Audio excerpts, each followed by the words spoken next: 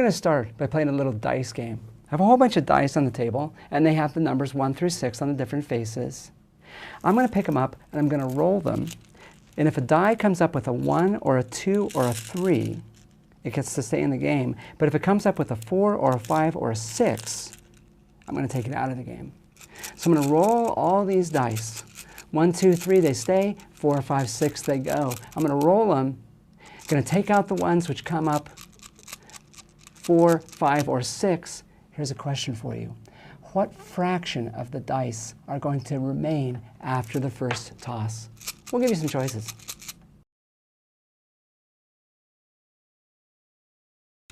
Well, let's try it and see. We roll them, and everything that comes up with a 4 or a 5 or a 6, we're going to take away. 1s, 2s, and 3s stay.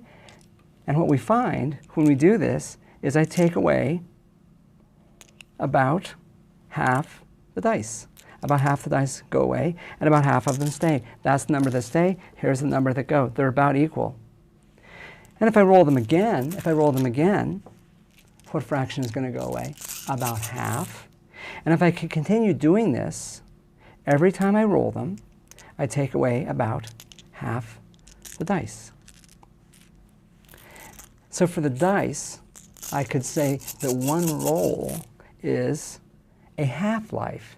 It's the time required for half of the dice to go away. Now it turns out radioactive atoms decay with the same mathematics.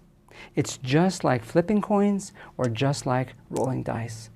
Every roll of the dice, an atom has a 50-50 chance of going away.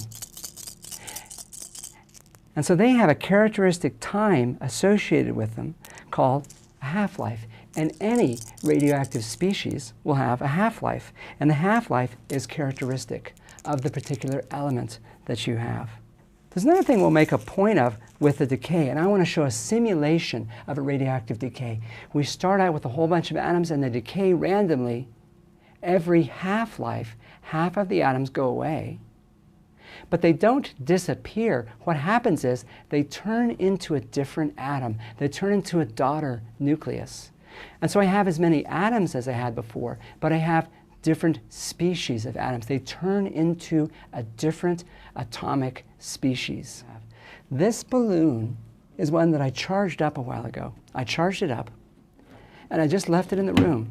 And if I let the air out of it, I can see this. It was charged up, and so it's going to be electrostatically charged, and it attracts things to it. And what it's going to attract is charged particles in the air. And some of these charged particles in the air are actually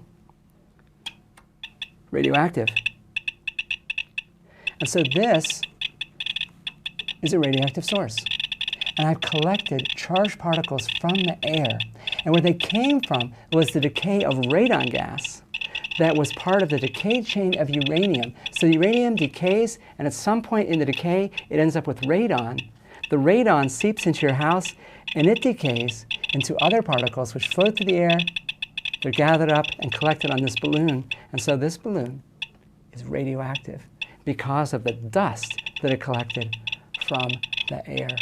And it turns out the half-life, considered as a whole of all the things on this balloon, is about half an hour. And so this is going to be radioactive for quite some time. But if I come back and look at it tomorrow, it'll be just a normal balloon again.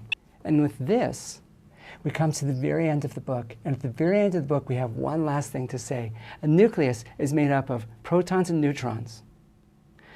But how about protons and neutrons? Are they in fact made of smaller particles? And as we see at the very end of the chapter, they are. So protons and neutrons are made out of quarks. That's part of a discipline called particle physics. And that brings us to the end of this story. And it brings us to the end of the book. This is the end of chapter 30. We hope we've given you a nice taste of what physics is about, but also how physics applies to the world around you. Thanks very much.